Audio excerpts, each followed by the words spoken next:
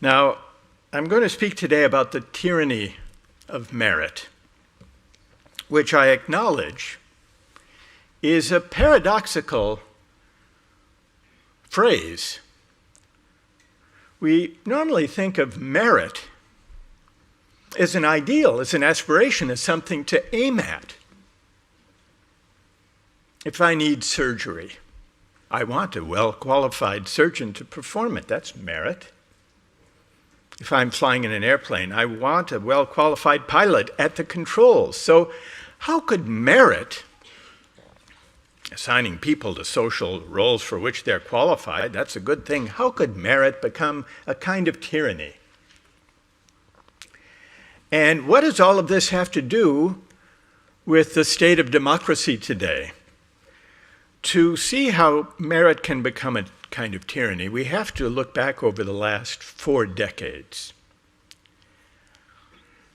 and ask what brought us to this polarized, rancorous political moment. For decades, the divide between winners and losers has been deepening, poisoning our politics, setting us apart. Now, this has partly to do with widening inequalities of income and wealth. But it's not only that. It has also to do with changing attitudes towards success that have accompanied the rising inequalities. Those who've landed on top have come to believe that their success is their own doing, the measure of their merit, and that they therefore deserve the full bounty that the market bestows upon them, and by implication, that those who struggle, those left behind, must deserve their fate as well. This way of thinking about success arises from a seemingly attractive principle, the principle of merit, the idea that insofar as everyone starts out with an equal chance, the winners deserve their winnings. They've earned it. This is the heart of the meritocratic ideal. If you imagine this fair race, and you imagine social life as a fair competition, even if everyone had truly equal opportunity, who would win the race? The most gifted runner, which is a matter of talent. And talent, being a gifted athlete, that's a gift. Now, it's true, Federer had to work long and hard. He had to practice to cultivate his athletic gifts. That's true. But effort is not a sufficient condition for his great achievements. I could practice tennis day and night, longer than Federer, and never be a great, I think never even be a good tennis player. So even if everyone starts the race at the same starting point, it's predictable that the winners will be the most gifted. And because after all, that's a matter of luck. It's Federer's good luck.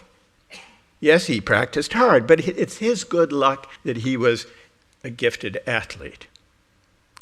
And so it's hard to say that people deserve all of the benefits that flow from talent, insofar as talent is a matter of luck.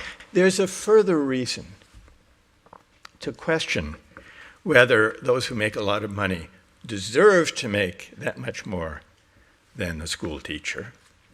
Not only is he fortunate to have great athletic gifts, isn't he also fortunate to live in a society and at a time when people love tennis?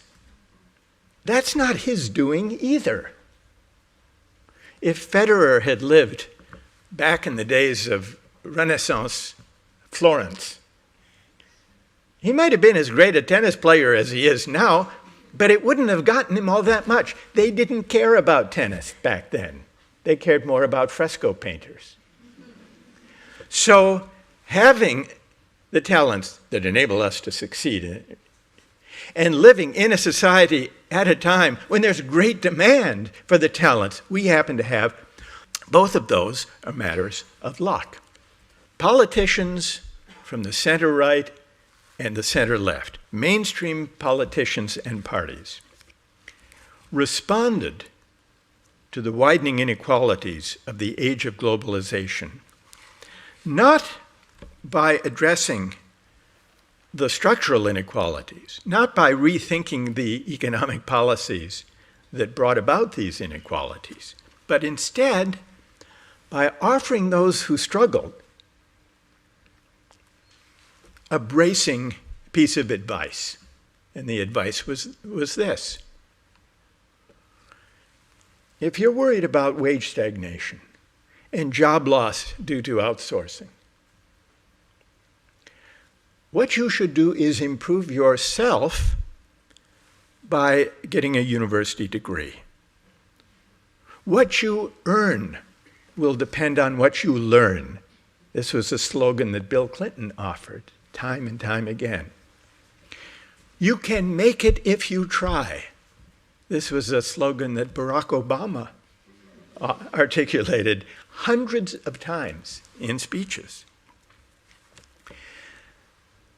The mainstream parties and the elites who delivered this message, I call it the rhetoric of rising, were offering individual upward mobility through higher education as a response to inequality.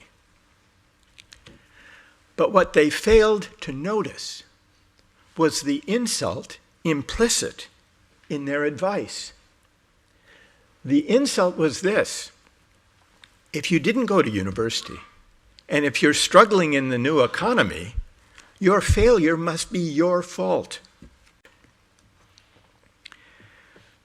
My broader point is this: renewing the dignity of work requires reclaiming from markets the moral question of what counts as a valuable contribution to the common good, reclaiming that question, that judgment, as democratic citizens. One such question is what kinds of work are worthy of recognition and esteem. Another is what we owe one another as citizens.